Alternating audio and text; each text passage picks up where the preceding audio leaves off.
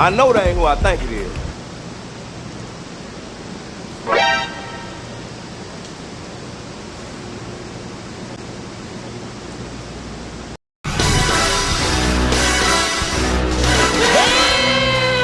Mr.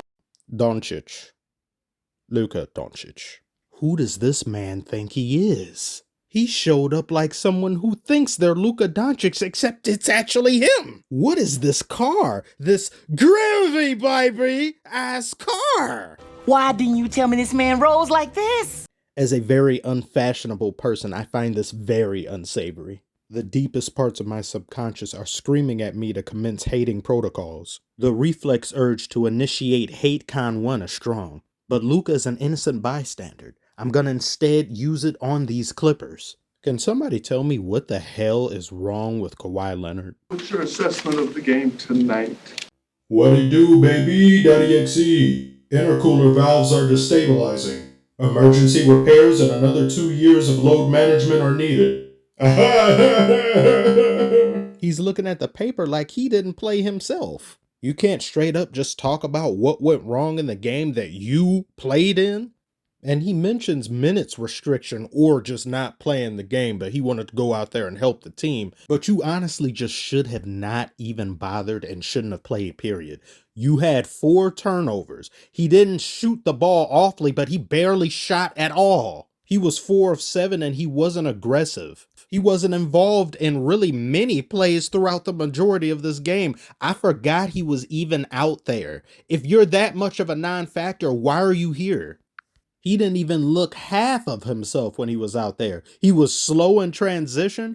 He was practically doing a light jog out there, and he looked stiff and lethargic. When Paul George tossed him this lob, dude hangs on the rim like monkey bars. Tee him up! Tee him up! You can't do that! Or has he become so much of a senior citizen he feels as though he has to come to a complete stop before it's safe for him to touch the ground again? His defense didn't amount to anything either. He was on Luka multiple times, and Luka just shot over him like that's nobody. Like that's not Kawhi Leonard.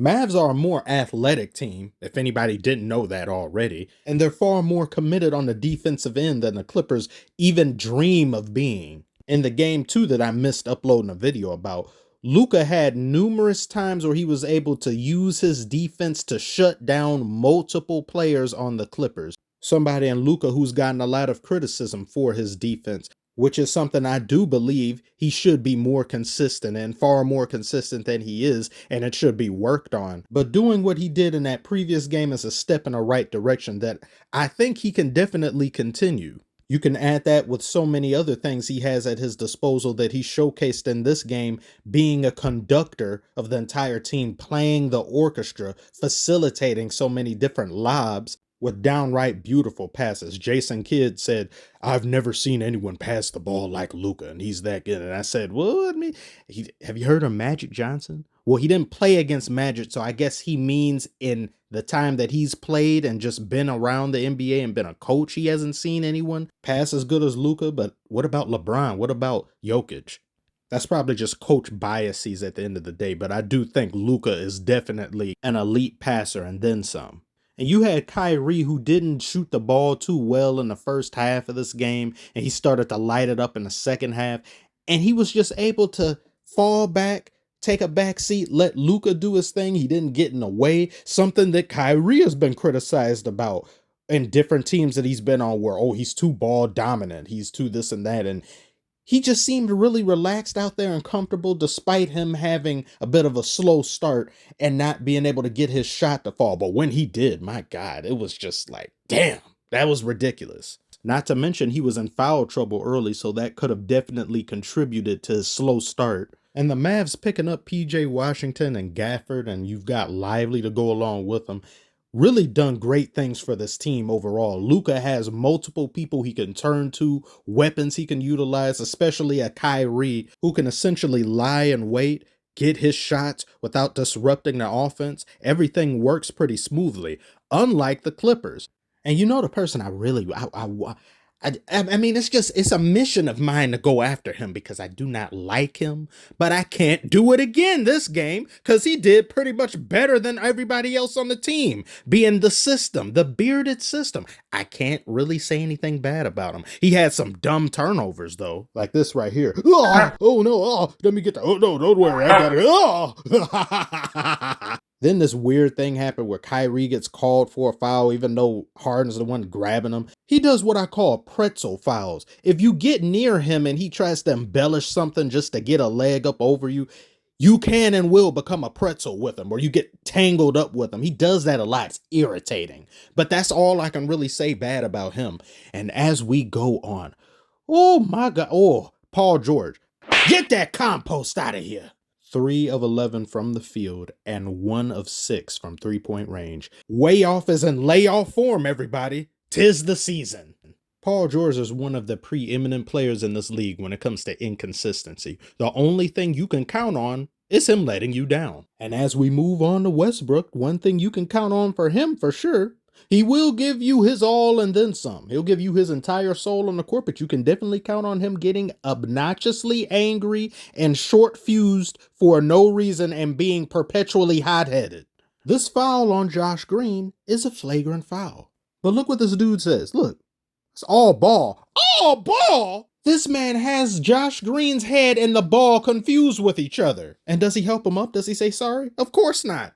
The very least you could do for me after side-swiping my temple is say sorry or try to help me up or something in a way of sportsmanship. No, let's just proceed to yell at fans.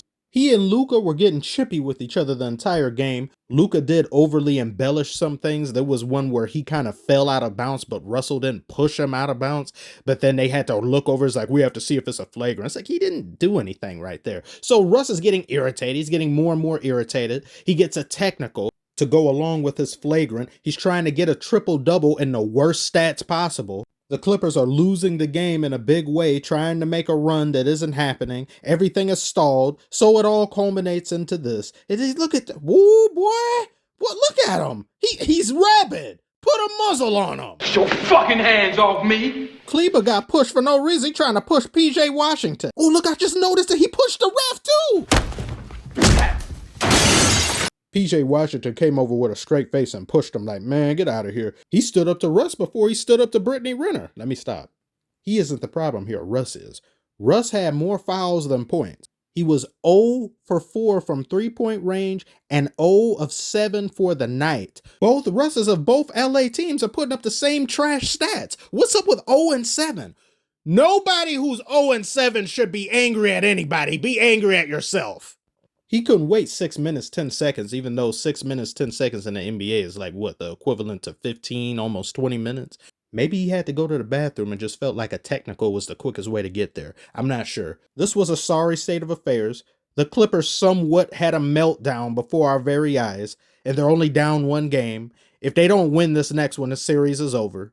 And the instant it's over, they should think about a future without Kawhi Leonard, because 5-6 years of waiting on somebody to get healthy is enough. There's a lot of players that just need to kick rocks from certain organizations after these playoffs. And we will have a video about that. Trust me, we will. I want to thank you all so much for watching. Tell me what you thought about this game and what do you think of the series. I just saw the Suns have explosive diarrhea in their bed yet again. Multiple organizations need to blow things up and change things drastically. Multiple players need to go. Cores need to be dismantled and thrown in the garbage. That video is on the very near horizon, but I appreciate you all for watching. Like and subscribe if you are new, and I shall see you on the next one.